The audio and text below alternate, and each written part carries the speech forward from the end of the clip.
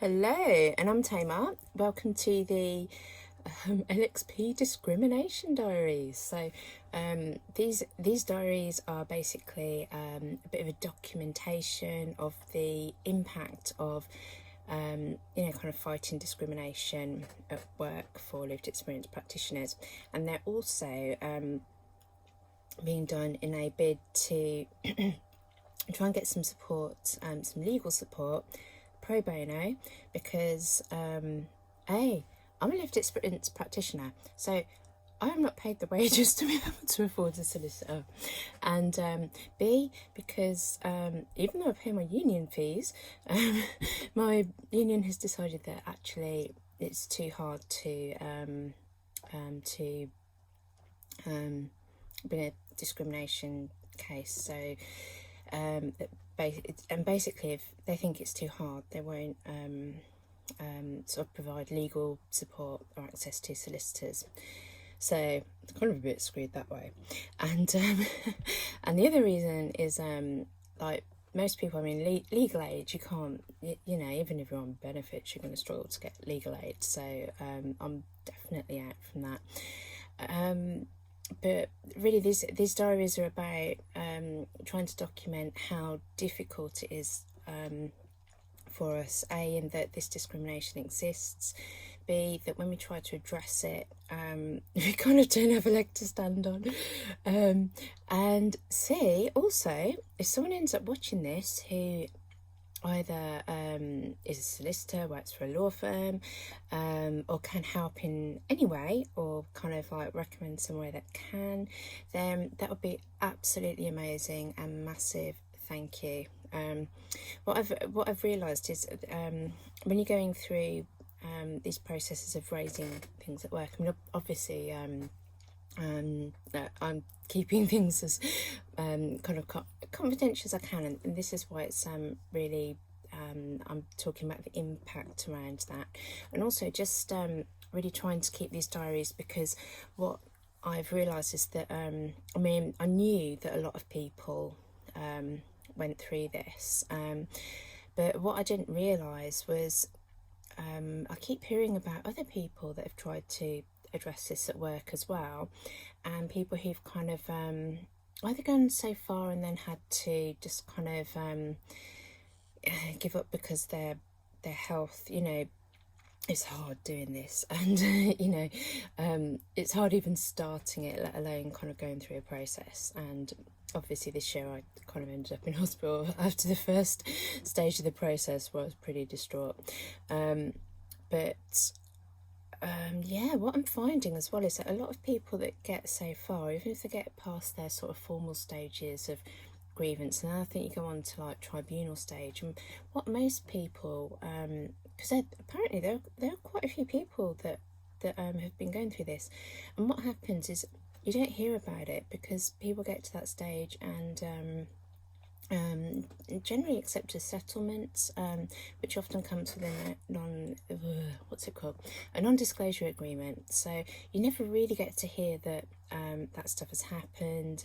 You don't realise that kind of other people have fought it before, and the sad thing is that it doesn't bring it out into the public domain. So it's something that then organisations don't end up kind of like realising it's something they need to address and working on that, and people who go through it often internalise it and end up feeling really ashamed or angry, or however they take it. Anyway, so where am I today? I'm feeling surprisingly upbeat. I don't know why, because I'm trying to think, why am I feeling a bit more upbeat? I don't know. I don't know, just am really. I think probably a few things. See, one crappy thing that I found out today is that the solicitor law firm that I'd sent sort of my first pro bono kind of inquiry to, they had looked at it. Basically, it's come back as a no, they don't have capacity, and it, it's good that they responded, and also it's good that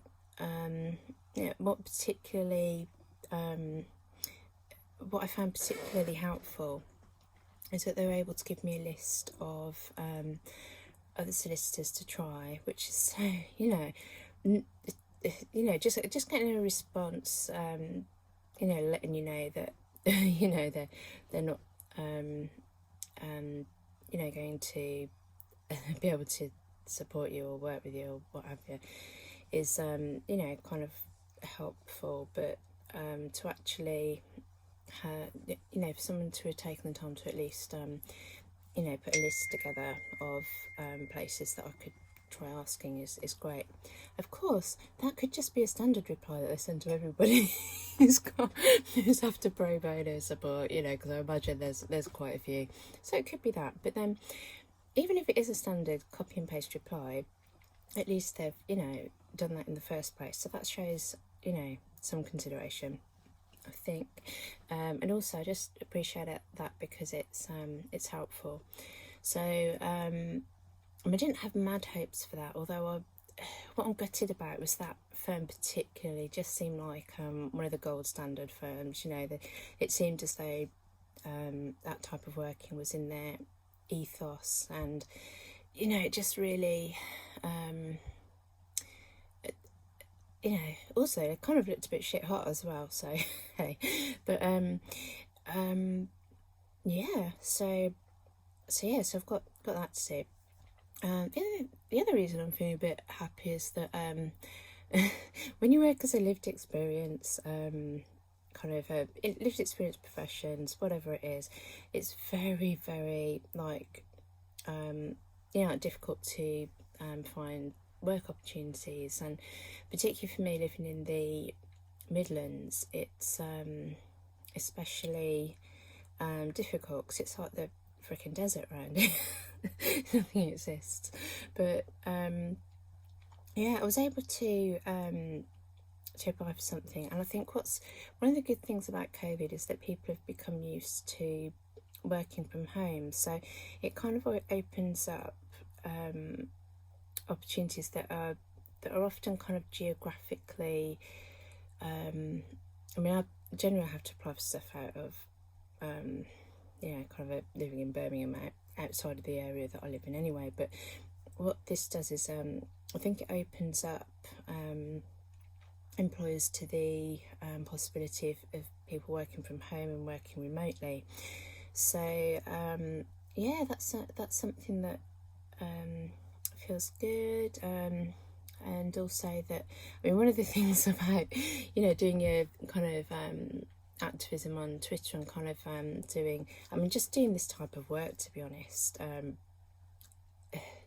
doing lived experience roles, essentially you're it's kind of a social awareness, social justice type role, so there's always going to be an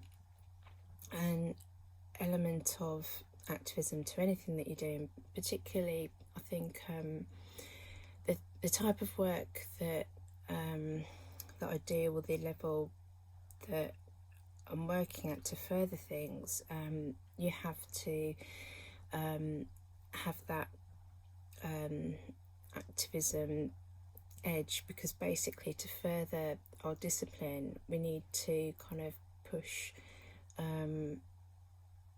harder, to almost be allowed to further our own knowledge. So it's really it's one of those things where because we have to be like that at the moment, you think, oh, if I'm gobbing off on Twitter or social media or something, never work again kind of thing. And to be honest, a lot of the time I haven't really, I don't know, I really care about what I do, and I can't compromise the ethos, the ethics, whatever the central part of it, and also I think from one of the, it's horrible when you live I suppose geographically in an area where there's no opportunities, or you kind of you struggle a lot more than perhaps in other areas, but also you know, you're struggling that you don't have you're not able to work within employers perhaps who understand more about this type of working. But yeah, so I think for me there's generally been sort of nothing to lose as such, but everything to gain from kind of activism, where I think speaking out, talking about things, helping to make connections between people, build awareness of stuff, you know, then you're able to do something that is really important, even if you ain't getting paid for it.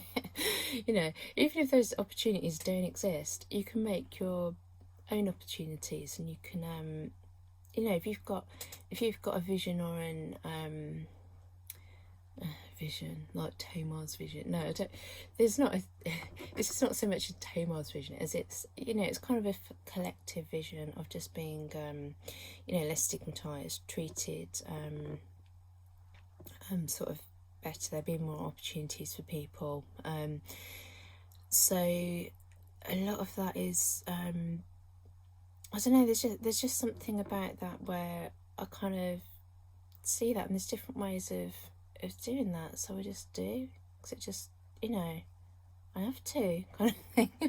You know, and it's kind of the approach I used to take, you know, before working as a lived experience practitioner, before working in mental health. I was an artist, and being an artist to me was just like a way of life, you know. People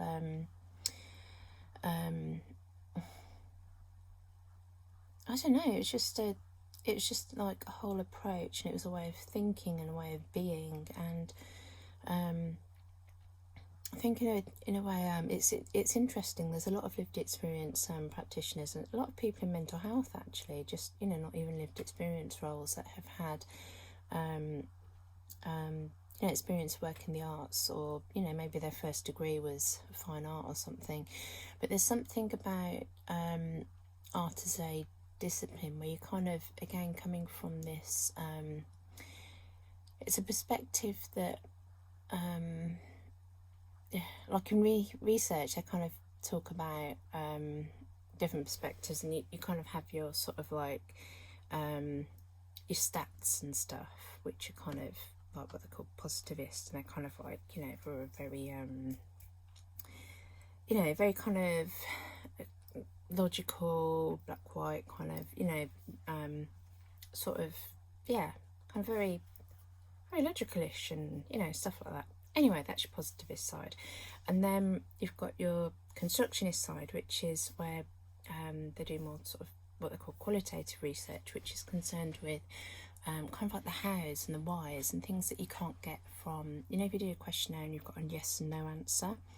And so that would be the quantitative, the positivist kind of thing. And you can come back with loads of graphs and end up knowing, you know, what the majority thinks, or you know, basically it's numbers, and you can measure stuff. But what you can't do is understand some of the hows and whys and reasons behind those stats, kind of thing. And I'm nosy, and I'm interested in that kind of stuff, and that's what a lot of us are like in mental health, I think. And that's why we work in mental health, because often mental health issues are caused because of something. It's not as simple as you know, you've broken your leg, you see that, you can fix it, you can measure it, you can, you know. With mental health, it's different, and you're having to approach it in a different way. So yeah, I think it's very similar with art, because with art you have graphics, which is you know, graphic design, which is much more I suppose more measured, and, you know, you're kind of yeah, so I suppose what they used to call technical drawing, or what have you. You know, there's that kind of type of drawing and illustration, which is, you could say that's more on the positive, this logical side, you know. And then you've got sort of the more abstract thinking and working, and a lot of people who do fine art kind of are coming from that way of thinking. So what I would say is that even though it sounds a bit bizarre, having my first degree is in fine art, so that actually really helps me. I dip into those skills a lot when I'm working mental health, which again sounds a bit weird, but they fit together somehow. They just do. And again, I think this is coming to the activism side, and even this bit where I'm kind of like I'm going through this process. I'm trying to address discrimination, and you try and do it the normal way, and the normal way is the kind of positivist, kind of logical way, and you're going through processes and you're doing everything that you're kind of told to do, and what you realise is that actually that's not working, and actually it can't work because that process is done in a way where it works for some people who are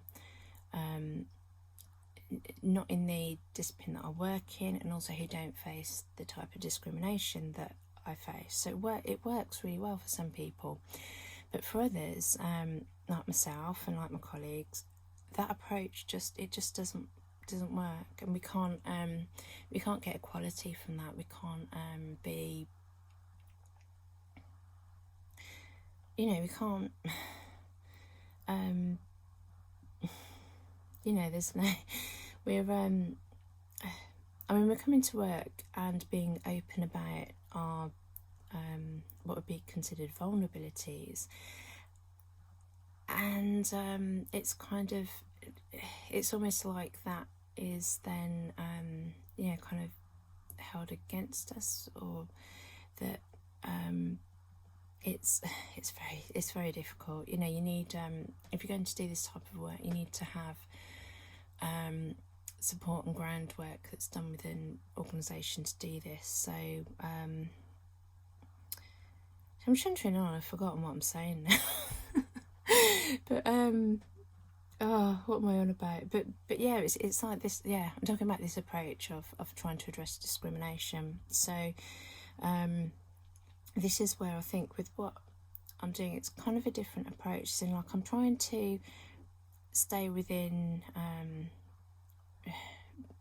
you know, sort of like follow the processes and do everything I can. Unfortunately, those processes are harmful to my health, and I've already ended up in hospital once.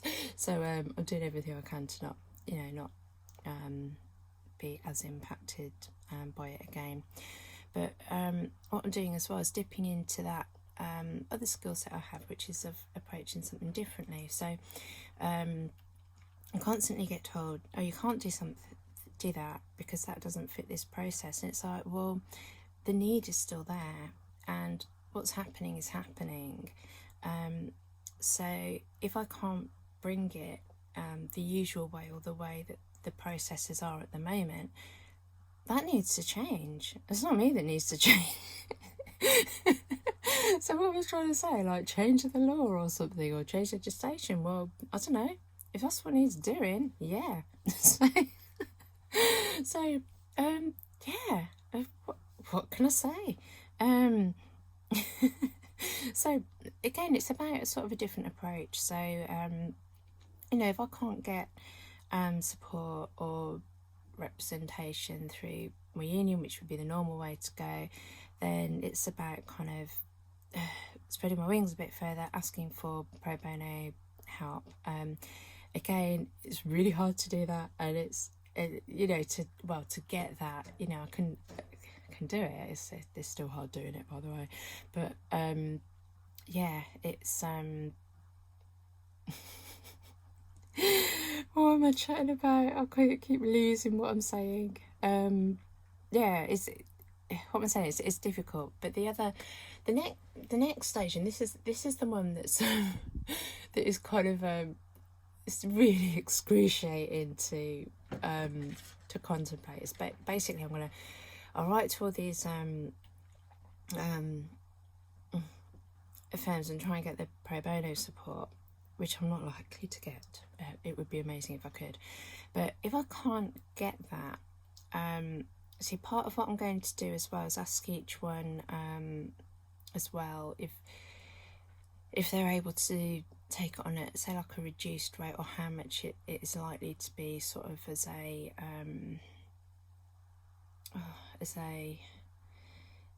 you know, kind of like as a total or something, ballpark figure. And then I don't even know how to do this, and I don't know completely how it works, but what I was thinking of doing, and I'm cringing thinking about this, is basically doing some crowdfunding. So putting it out there, saying, look, I'm having this experience, I need to you know, try and fight this discrimination. I can't afford a lawyer. This is how much it's going to be. Are people willing to contribute towards it? And I'm dying at the thought of it, partly because you know, like, how embarrassing if nobody contributes. If you get 10p kind of thing, you know, it's kind of, someone will put 10p in now, won't they? Oh my god. But it's really embarrassing, and it's really I don't know, it's basically you're putting your neck out, and you kind of have to I think what the way that I've viewed this, and to get around the kind of the sort of feelings of shame or being scared, or kind of, you know, feeling very exposed about that, is thinking that let's say there were no contributions, or let's say the contribution was very sort of minimal, and it doesn't look like it's a very sort of supported idea, or that I don't know, whatever you want to say about it. The main thing is that it will be out there, so it's documenting this process. It's letting people know, actually, these are the barriers that we face to even be able to address discrimination. And, you know, if I'm not able to get a pro bono lawyer, and if I'm not able to crowdfund the resources to employ a lawyer, then it's kind of it's making this point that actually this is how we are, this is the barriers that we face, this is what it's like to you know, to come from a background or an existence where you are less than, and have less than when it comes to sort of opportunities, and etc, etc. So what I'm trying to do, and this is where it comes from my art background, you see, almost view this as a performance art piece. And the funny thing is that artists do this kind of stuff as performance art pieces. Honestly, like, it's it's amazing what artists do as performance art pieces. And then I've thought to myself, do you know what? If all else fails, maybe I could have this as some work as a performance artist, and get back into doing that. But yeah. But, you know, seriously, that's the way that helps me to sort of get through, and to do this, because I kind of almost had to take myself out of it a little bit. And you know, if I can view this more as a stage or theatre or something where it's not I suppose, like, reality, if the reality isn't that bad, and if it isn't let me see, what's the word, if the I don't know, there's just something about kind of taking that approach, and hopefully that's going to take away from the kind of excruciating kind of personal kind of dejection, rejection, failure, all the rest of it that I was feeling before. So what I'm hoping is that with sort of other parts of this, that if I know that I'm still, you know, even if I know that if I don't win, I've still won. Does this make sense? actually, it's not about winning. If I know that even if I'm not successful in doing what I wanted to achieve, I've still in the process itself has achieved something, because it's documented it, and it's there for others in a similar situation. And actually, not just other people who are going through the situation. I think it's there as well for employers and organisations who work with us, just to try and understand, what it's like at the I was going to say the arsehole end of the elephant, because often people are standing at the front and they're feeding the elephant, and elephant's happy because it's having food, and so that's all they see, like the nice part, and they think the elephant's happy, and they don't realise that while they're feeding the elephant is giving the elephant diarrhea. And if you're sat at the other end getting sprayed with all this shit, basically, you can see why people get angry, and you can see why they're upset, hurt, sick, because obviously, if you're swallowing a load of shit, it's not going to do you much good. But you can then see why you understand the viewpoints as to why people are angry and upset on this side, and on the other side they're kind of like really proud of what they've done, or happy and stuff. And there's something about this kind of happy medium where you have to somehow I suppose it's a third position, and it's spoken of in literature actually. What's his name? Can't remember his name. He wrote about it anyway. It's called A Life Together, and can't remember his bloody name. Sorry, mate. But yeah, basically he wrote about a third position, because if you have kind of like activists and the other end of whatever they're activisting about, you've got one line and continuum. But when you take the third position, see what happens is in that line or continuum, I don't know, line, continuum, basically you're reinforcing that, I don't know, what do you call it? The line itself, you're reinforcing that line. So it's about kind of like, if you take a third position here, you're stepping out of that line, you're stepping out of that, what do you call it, that dynamic, I suppose, and then you can go in the circle instead. But it's the same with this elephant idea, that you've got, you need to come around the side, and then you see, it's not that you stop feeding the elephant, it's just that you change the food, or you change the way you're doing it or something. And then at the other end, you're not getting sprayed with shit, basically. And also at the other end, maybe you need to sort of stand back a bit, or put on a raincoat while you're shoveling up the shit. I don't know. But basically, like, when you come around the side, you can try and marry up the two worlds. And sometimes the worlds, like, they're never going to come together exactly, because you don't want to put your food where your shit is, do you, really?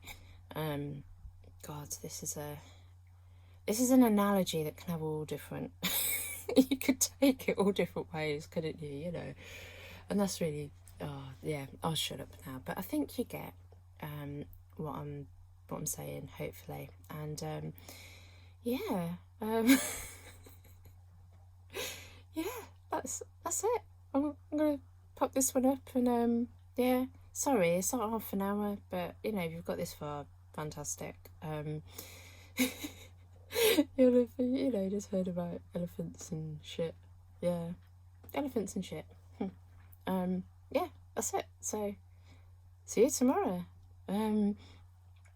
Maybe I'll have written a few emails to a few more pro bono lawyers. So yeah, I've got to do that, and also I've got to try and find out about this whole crowdfunding thing, and also the other thing that I thought of was that if that does if I did do that, obviously there's a side where if you don't raise your money, or if you don't end up not needing to use it, so you decide to give up or settle, or if for some reason you just don't need that So what do you do with those funds then? So it's kind of like knowing how each platform works. And I mean, the idea that I've got in my head is that if there's anything kind of left over, or if the funds weren't needed, that they could then go to a user-led organisation for the purposes of fighting discrimination, because that's what people have been contributing to essentially. So there's that way of doing it, and also that way you kind of you're being accountable for kind of asking for money off people. Oh God, you know what? Like, basically, our community is poor. I don't really want to be asking for money off poor people. So again, it's, you know, it's probably I'll just view it as performance art, and kind of, you know, just expect that, you know, you can't get blood out of a stone, you know, if people haven't got that. You know, I don't have money to spare to contribute towards stuff, you know. So, you know, I completely get that. But yeah, I mean, just having people, just support and conversations are great. And yeah, I'm gonna be tapping the table. I'm kind of like, I feel a bit anxious talking about this, but yeah. Anyway, that's me done for today. I'm really going now. So yeah, see you tomorrow.